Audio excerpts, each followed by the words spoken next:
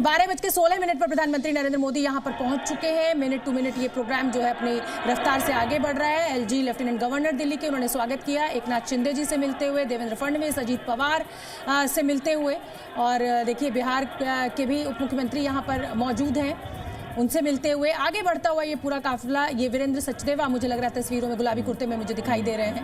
आप सभी अपने अपने स्थान पर ही खड़े हो। जी पवन कल्याण प्रधानमंत्री जब भी पवन कल्याण से मिलते हैं तो कम से कम मैंने देखा कि 1 मिनट तक उनसे बात जरूर करते हैं। पवन कल्याण ट्यूनिंग बड़ी अच्छी है। और कुछ ये मुझे लग रहा है आउटफिट की भी बात हो रही है इस समय। पवन कल्याण को जब इंट्रोड्यूस किया था एनडीए में तो प्रधानमंत्री ने कहा था ये पवन नहीं आंधी है। आंधी है, हाँ तो पवन नहीं आंधी है। और इस अवसर पर जबकि शपथ ग्रहण देखिए चंद्रबाबू नायडू, अभी इतना बड़ा बजट जो है वो सैंक्शन हुआ है केंद्र सरकार की ओर से चंद्रबाबू नायडू के लिए, और ये देखिए गृह मंत्री अमित शाह एलाइज को खुश करना बहुत अच्छे से जानती है। और देखिए इस बार के चुनाव में विपक्ष ने कहा था कि बीजेपी का दुल्हा कौन है, बीजेपी का तो चेहरा कोई है नहीं। सबने यही कहा कि पीएम नरेंद्र मोदी के नाम पर आपने चुनाव लड़ा, और अगर हारिएगा तो ठीकरा किस पर फोड़िएगा, जीतिएगा तो सेहरा किसके सिर पर जाएगा।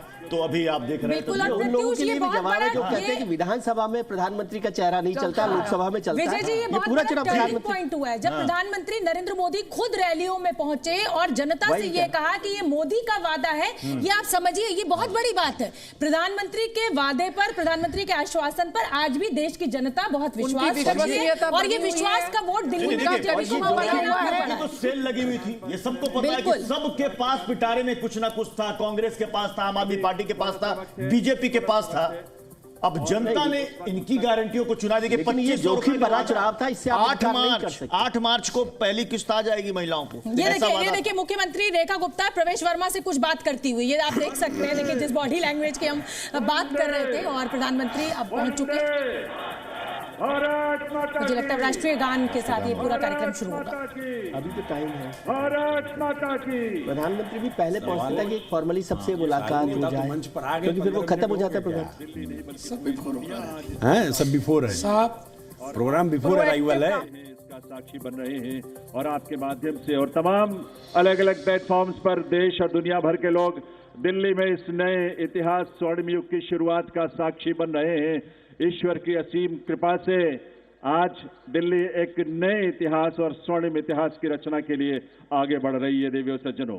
और इसमें इस गान के साथ अब ये पूरा कार्यक्रम आगे बढ़ेगा। ये पूरी तरीके से एक सरकारी कार्यक्रम है, हालांकि इसको आप भले ही एक जीत के रूप में ले सकते हैं, लेकिन शपथ ग्रहण जो होता है वो एक ऑफिशियल फंक्शन होता है, इवेंट कह लीजिए, कुछ कह लीजिए। लेकिन देखिए यहाँ पर क्या बड़ी संख्या में भीड़ है, और मुख्यमंत्री, नवनिर्वाचित मुख्यमंत्री रेखा गुप्ता इस समय आपको प्रधानमंत्री नरेंद्र मोदी के साथ दिखाई दे रही है। जिस डबल इंजन की सरकार का हम जिक्र करते हैं, हम बात करते हैं, बीजेपी करती है, वो ये दोनों डबल इंजन जो है वो इस समय मंच पर एक साथ एक फ्रेम में हमें दिखाई दी। और चुनावी नतीजों के 12 दिन के बाद आज से आधिकारिक रूप से, औपचारिक रूप से दिल्ली वासियों को उनकी नई सरकार मिल गई। बिल्कुल। और अब आज से फैसले शुरू होंगे। अब देखना है कि कैबिनेट की पहली बैठक में किन प्राथमिकताओं पर सबसे पहले मुहर लगती है। यमुना सफाई तो अभी घाटों पर आरती शुरू हो गई है।